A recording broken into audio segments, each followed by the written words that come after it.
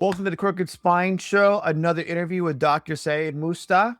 He's my expert today. I want to understand how the brain and body work together to keep our mind and body healthy and what that might be for both us, Dr. Saeid and myself, and our patients, and for our kids too. Really, everything in any age for what it can help people as seniors, young people at any age. Dr. Mushtagh is my expert today.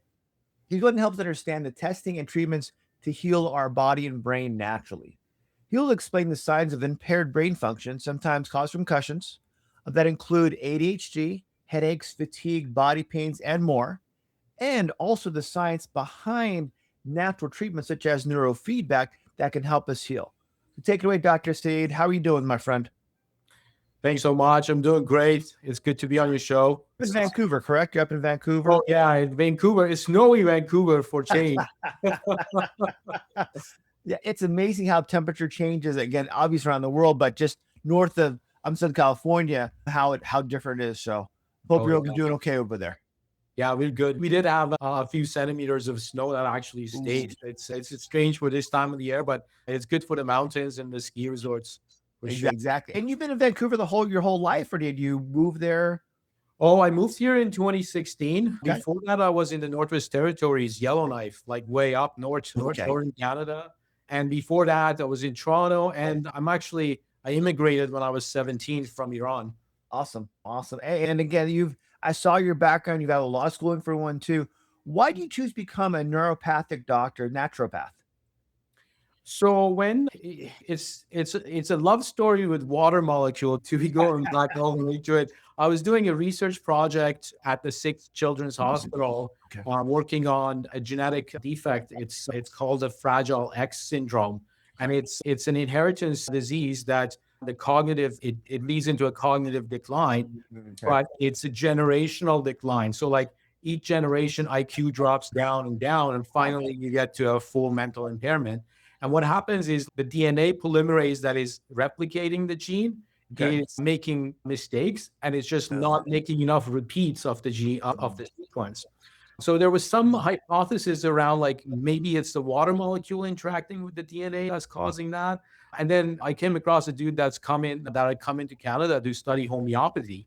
Homeopathy is all like water energetics, right? I became familiar with that, and then I was looking to different programs, and I realized that if I became a naturopathic doctor, I could also learn homeopathy as part of it. It's almost like you want to help people, maybe not from prescription medication, but more how do we deal with our natural environment that actually healed our bodies, Homo sapiens, for the last 10,000 plus years. Oh yeah, absolutely. Perfect. It's like the internal ability to find homeostasis. That's chiropractic. We're in the same book for one too, which is good. Yeah. And why did you want to study brain health? I had my own challenges growing up in terms of mood regulation. I'd had multiple concussions. I was quite moody going through school. I was smart, but emotional regulation was always a problem in my teenage years. And so the mental state, like the mind, was a really fascinating field. So I always had, even as a naturopathic doctor, you get this idea of what's the mind-body connection, right? So that mind component was, for me, very interesting. It's almost like you're looking at the whole person, not just what their symptom might be. Oh, absolutely. And the whole person translates into even the language of the person describing their problem. Perfect. It's almost like you read a different way. And how would you, for someone that may not know, how's a naturopathic doctor different than a medical doctor or even a chiropractor? The difference, the education is pretty rigorous. It's the same. You do 4 years of undergrad and then 4 years of naturopathic medicine, same as chiropractic. So you get an undergraduate degree in sciences and then 4 years of naturopathic medicine. And you learn the same things a medical doctor learns in terms of the therapeutics, the diagnostic algorithms, the medications and whatnot. But then you learn the natural treatments that go along with it. So herbs, homeopathics, acupuncture, some physical manipulation, and a lot around diet and lifestyle and what are the basics of creating health. So you're almost learning more in addition to just medicine, almost exactly how we can do things in more of a natural sense. Yeah, the load is definitely more than a medical doctor, with the exception that a medical doctor in the fourth year, they move on to full on practice. Whereas in our case, it's like half-time practice, half-time still learning, because Mhm. the additional herbs and whatnot is just, it adds to the stack of what needs to be learned. And the medical doctors definitely get more practicum in diagnostics and in pharmacotherapies, whereas ours is limited. It's almost they get the residency, which actually is part of their training, getting paid for maybe a little bit here and there. We're Yeah, almost like, okay, we got to go out there and start working and then continue learning as you go. absolutely. Like our residency is limited. Their residency is typically 2 years, right? Yeah. Like fourth and fifth year. Our residency is only on the fourth year. Perfect, perfect. And how will you differentiate between, say, a functional medicine approach versus a medical approach when talking about dealing with patients and that diagnostic type of field that we have to deal with? That's a very good question. It is a very subtle difference, right? Because when Very. someone comes in with a disease in front of you, the medical doctor's perspective is it starts from the pathology. So the question is, what Good. is the disease? And then what does the algorithm tell me in terms of the therapeutic order? Whereas in naturopathic medicine, it starts from the person and the physiology rather than the pathology. And the therapeutic order revolves around. So if you look at the therapeutic order in the medical field, it's medication, surgery. That's Huge, yeah. what Or it's. maybe send out for physical therapy, maybe some shots here and there, something else Yes, in between. absolutely. Like some Yeah, physical therapy, me- medication, physical therapy, surgery. yeah, Whereas the therapeutic order in naturopathic medicine is lifestyle. So looking at mhm, nutrition, sleep, movement, and connections, like your connection with self, your connection with others, your relationships, and whatnot. Then it goes into using herbs and supplements. Then it goes into using medications and acupuncture and then minor surgery. And we end at minor surgery. We can't go into full on surgery and whatnot. yeah. You're not doing open heart surgery at your office. No, no. So we look Yeah. at the function, they look at the pathology, they look at the disease. We say, how did the disease come about in the first place? So, for example, what would be an example of someone coming into your office to differentiate those two approaches with, say, severe headaches, migraines, light sensitivity, those symptoms? How would you differentiate a treatment from your functional medicine and being a naturopath versus someone who's in the medical field? Okay. So in the medical field, someone comes in with those symptoms. The question is, where does it fit in the DMSI diagnostic criteria? Is it a migraine? Is it a cluster headache? Is it secondary to a head injury? So on and so forth. So, like, the question starts with, what is it? In my practice, it starts with, are you hydrating enough? Okay. Are you sleeping enough? If there's been an injury, was it enough time to heal it? If those are all in place, what is your stressor? What's the hypothalamic pituitary adrenal Sure. regulation of that stress that is leading to this? Could there be food sensitivities associated with it? How long has this been a problem? Did it start at a time of a trauma or a stressful emotional event? Is there alignment issues? Is there movement impedance with that? So it looks at, again, how does the function and the physiology operate versus what is the pathology. So in a lot of terms, the pathology is not really important to me in practice. Whether I call the migraine or cluster headache, it doesn't make much of a difference. It makes a difference in terms of the prognosis, in terms of communicating to the patient how long to expect in terms of the healing and recovery time. But in terms of the treatment plan, comes down to the basics of how do you create health. Perfect. It's almost like you're looking at, and yours would be more like a full detail of the person causing the symptom versus actually just treating the symptom. And then if it doesn't go away, we'll give you something else. Doesn't go away, we'll do that. If it doesn't go away, that might be in your head. We'll do some psychotherapy. It's almost like dealing with just that versus no, I had this event happen. I had this fall, had this trauma, had this sports injury. Now that's why the headaches won't go away. Yeah. And that's a kind of like a lot of times a blind spot for medical doctors. Is you can have a head injury or a sports injury, and a few months can pass, and you still are symptomatic. And then you go in there, and the whole idea of diagnosing it as post concussive syndrome doesn't make sense to them because there's no algorithm for saying prescribe this or that or the other. Whereas if they diagnose it as migraine or cluster headache, then they can say use this prescription or that prescription and go down the algorithm. You're almost, and again, it's same thing in the US too. And in Canada, it's almost there's no in between. Either you do this or don't do this. Their hands are tied. Their hands are absolutely tied. If they Unless, if unless it's so severe, it's so severe to where it's okay, they're having throwing up, they have this, we're gonna look at MRI, then they get them to a specialist. But if you're going like 3 months later, I feel okay, but now my headache's gone, but now I have license today. It's like a that, and sometimes patients, as we know, they won't give you all the information. You have to dig it out of them. If you had this, do you have this? Oh yeah, I forgot I had that 5 years ago. Oh, yeah, that did happen. How did you know? I'm like, because I can read your mind. No, I just have the questions in my head. Again, as you know from experience, that you want to make sure you cover all your bases. Absolutely. Yeah, that definitely is. And that the other thing about the naturopathic practice is we actually get time with our patients, right? Sure. So initial visits are often an hour and a half versus the 15 minutes or 30 minutes that the medical doctor does. So the history can come out during that time period and you can get a sense of what's going on in that time period. It's almost like the patient, hey, look, this is not your typical walk in, spend 2 hours waiting to see your doctor, then see your doctor for 5 minutes. You'll spend 15 minutes here doing maybe some paperwork and then seeing me for an hour and a half. The reverse for 1, 2. And let's walk through 2, Doc. What's typical first assessment for a new patient in your office? How does your office work? So my practice nowadays is split 50-50 between head injuries and concussions or like cognitive stuff versus some of the clients that I get referred to for like gut issues, hormone issues, immune issues. So in terms of the second gut immune and whatnot, it's a typical sit down, go through the history, look at the labs, maybe order some functional labs, and then go based on that.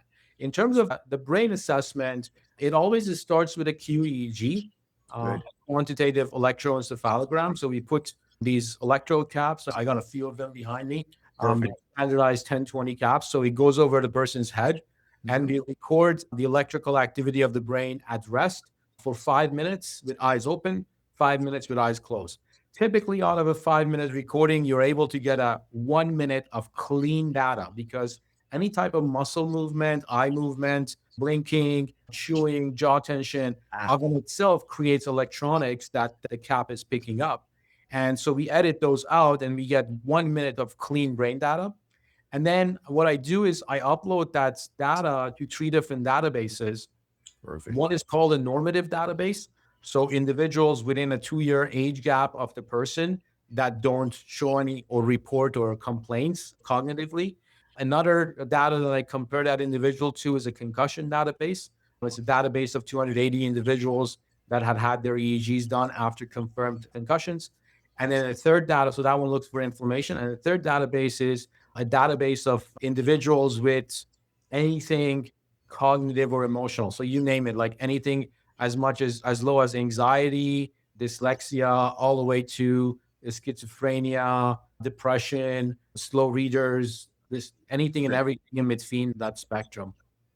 ADHD, executive function. So once I get all of that, then I can see where this brain electronically is fitting. Is it showing signs of inflammation and concussion on the second database, concussive database?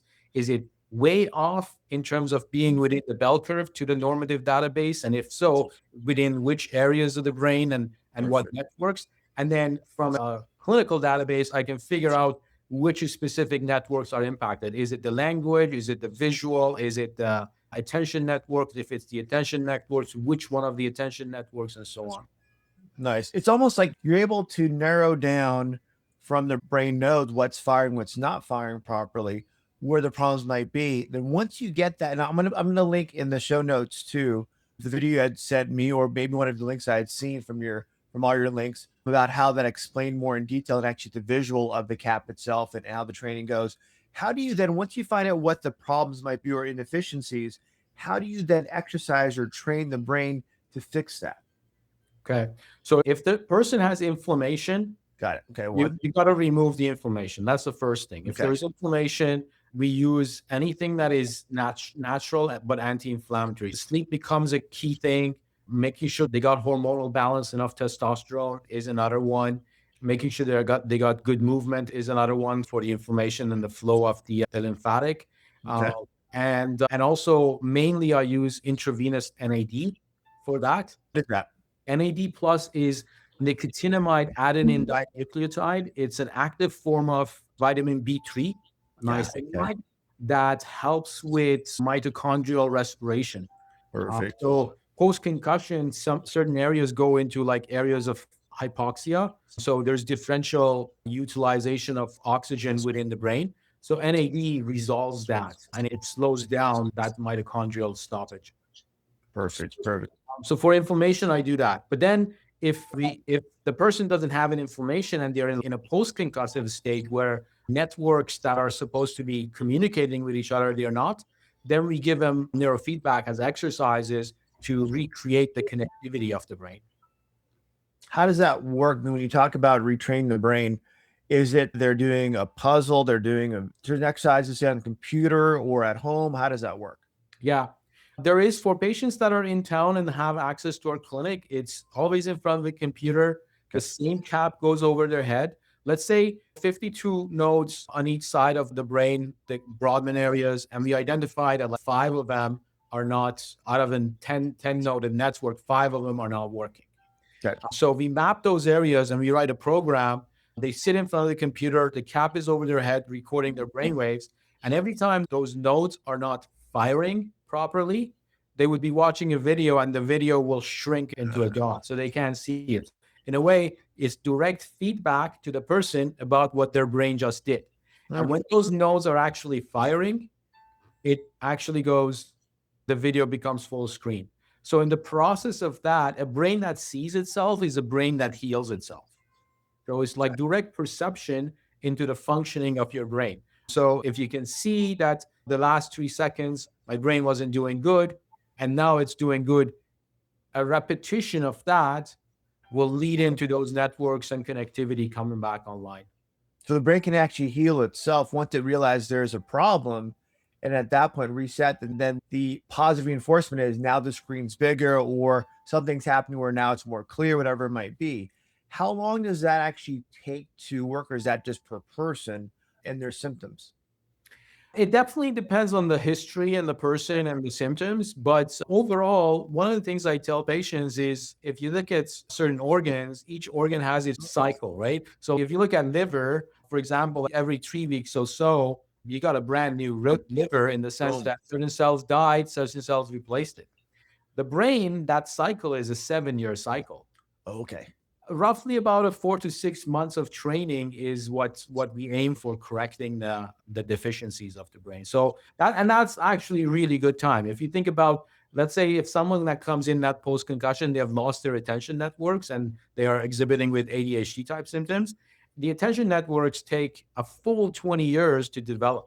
Cool. Okay. Take like the first 18 years, it's your ventral and dorsal attention network. And in the last 4 years, 5 years of that, even until 25, is your emotional attention network. That's why they don't give you a license until you're 21, or if Yeah. you rent the car, they will charge you more for the insurance because you could be driving an emotional attention network and take over the other attention networks. And the next thing you know, you're not paying attention to that which is Yeah. important right now. So I'm gonna choose that. I'm gonna help my kids use that excuse. Hey, your body's not developed, your brain's not developed yet. So tell the cop when he pulls you over, exactly. Hey, it's not me, it's my body. yeah, yeah, it's not me. It was my emotions. I can't control it, man. Look at me.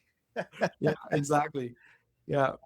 So it's 4 to 6 months is actually a quite reasonable time. And in fact, it's a fast pace because one of the other things I do while they're neurofeedback training, if you have identified areas that are like not getting enough blood flow and not getting enough activity going on, we also like use pulses of red light therapy and pulses of electromagnetic waves directly over those areas. So now they're like stacking neurofeedback with pulse EMF with red light therapy, which kind of boom, it's a really fast recovery from any condition. You're accelerating the healing process by increasing mitochondrial function, by decreasing the hypoxia and getting more oxygen to the tissue. Things can heal at a faster rate. Oh, you got it. And increasing connectivity. So Connectivity. three Yeah. things at the same time. And if someone, for example, is in post concussion, say, how does this help the elderly or someone who has, say, early signs of dementia, Alzheimer's, things like that? Yeah. So there's quite a bit of research nowadays that's coming up, like with early signs of dementia, Alzheimer's, retraining the brain is the key thing. You just like the cells that are starting to die, you want to create new cells and connections faster than the death of the connections, right? You know how they give them a lot of like physical exercises, ball tosses and balance and whatnot. These are all building new networks within the brain. The first 7 years of your life essentially is your brain is developing based on your physical awareness of where's my head relative to my body. So a lot of that type of Yeah. exercises helps these individuals ahead of time. And then so basically, so instead of the physical training, you're actually doing the brain training. So they all work together to help seniors get things to come back if they had a stroke before or some type of illness, that really that brain to actually are working more. That's fantastic. Absolutely. It's the movement is a key thing in those patients, like getting them to do balanced Mhm. movements of balance and ball tosses and like hand-eye coordination is absolute must. But then stacking that up with neurofeedback definitely enhances and improves it. And then going into, for example, children or kids that are diagnosed with ADHD, how does neurofeedback or something like that help them improve? Yeah. So with neurofeedback and ADHD, ADHD is one of those things. Obviously, there's a lot of opinion on it, and there is a lot of diagnosis that comes about these days that kids get the diagnosis. But fundamentally, when you look at attention networks, they're developmental networks. So if Okay. somebody has low attention at age 7, it's just they're a year or two behind in their attention networks. So medicating them, which is what a Mm, medical doctor would do right away, is mm, really counterintuitive to mm. to the Slowing down their development even more. oh yeah, it's going to slow down the development. Sure. Okay. So instead of saying, hey, here's a child that's developmentally delayed, or here's a child that needs a little bit more physical attention, or here's a child that's at home because of the stress environments, they need the movement in order to maintain the focus. They're like, here's the medication for you. Or here Well, they're overactive in class. We have to medicate them to get them to calm down like everybody else. yeah, exactly. Yeah. Right. And possibly like they didn't have the experiences for their mirror neurons to start working. Like mirror neurons are the neurons that say, okay, the other person is in that condition and I feel their state. So like mirror neurons are what kick in when you're watching a sports game and you're having the excitement from things Unless going. it's my team where they're a bunch of losers. Yeah, exactly. Yes. Yeah. Like a child that never had a chance to sit in an environment with a bunch of adults in a circle, quiet for extended period of times, mirror neurons never developed. Nice. So instead of creating those environments for those neurons to develop, they immediately move into the medication route. But what we do here is educate the patients and say, one, let's look at the nutritional components. If your child is having a food sensitivity to like dairy, sugars, some of the colorings in food, processed foods and whatnot, let's keep those up. If there's brain inflammation, let's reduce the inflammation because the brain that's inflamed is not developing properly. Exactly. And then the third thing would be to say, okay, can we enhance, facilitate, or accelerate the learning process on the attention networks? That's where we write the program specifically for Uh, the attention networks and then have the child in front of the computer training that attention network. You're almost helping I want to say, even the parent understand how to help their children naturally to either eliminate things from their diet lifestyle or add them in along with neurofeedback. So now you're helping the parent, I want to say, to help their child directly versus medication and helping their brain develop at I want to say fast rate, but a more natural rate so they can improve themselves. It's like kids, right? Some kids are going to be in, say, fourth grade, 3 feet tall. Some are going to be 4 feet tall. They're different development ages, different physical ages. Why separate their development, mental, cognitive ability versus their physical ability? Yeah, everything is a bell curve. Some of them are lower in the bell curve, some of them Yes. are higher. It's just respecting that and giving the time and space for them to develop naturally. And question for me in my own head: are you helping other naturopath and people in your process who do neurofeedback get that word out more too? Are you more of a mentor for other naturopaths or people in neurofeedback? That is we every year we have to do a self review of what we are doing in our field and Okay. in general public and whatnot. So this year when I did my review, I used to teach at the Mhm. Boucher College of Naturopathic Medicine here, now Canadian College of Naturopathic Medicine.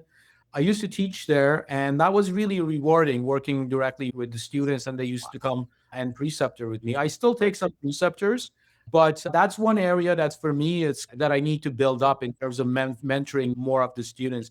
It is the realm of neurofeedback is gaining momentum with a lot of the psychologists. Good. Because if you think about psychologists or psychiatrists, those are the only kind of like medical professionals that work with an organ, but they don't Yeah. have the ability to look into it. Medication. But with psychologists nowadays, there is a lot of momentum around neurofeedback for Good. sure. They're using that. The difference between I'm one of the few naturopathic doctors that does that, and it came Oh, about after I attended a integrative mental health IMMH integrative medicine for mental health conference, and I okay. got introduced to neurofeedback, and it was shocking to me that I didn't know about it until now. So I brought it went and got training, brought it into practice, Okay. but the difference between what I do and a psychologist does is I do the neurofeedback and the functional assessment and whatnot, but I also do the physiological assessment of the Mhm. person in terms of is there genetic, do they have a deficiency on their methylation? Do they have a deficiency on their detox pathways? So what is going on in their nutrition? So some of those aspects are that I pay attention to that are not paid attention to in a clinical setting at a psychologist is what is You different. almost get the bigger bird's eye view of what's going on with the person, not just the patient itself, for one, too, Yeah, you got it. which is great. Which is great. Yeah. And What's then going on with the person? What's going on with the family? What's going on, yes, with the generational trauma? the social aspect around the person or in school, whatever it might be, also, which is great. And another thing, too, looking at wrapping up somewhat soon, give us a testimonial of the patient that you helped that was a kind of surprise result for you. Man, it's Yeah. been so many patients, right? I would say there was one particular in terms of kids, it's always rewarding because Mm, they mostly come in because the parent is being confronted by the school system wanting the child to go on medication, okay. and they come to me as last results typically. And that's Okay. really, I wish people came to seek this alternative medicine a little bit sooner than leaving it as a last result. That's really what it is. Those are always the most rewarding. And also the post concussive cases, those are rewarding. If on our website, there is a bunch of testimonials of people that have come in with post concussion that have done this and that and the other, and they've been helped, but the cognitive aspect wasn't coming online, and how neurofeedback and the combination of things we do here has helped. For sure, attention disorder, adult attention is a little bit tougher, and Okay. because it's just certain pathways are built in, but those ones also get an improvement. Most of them are already medicated, but then with medication, they get improvement in terms of their attention.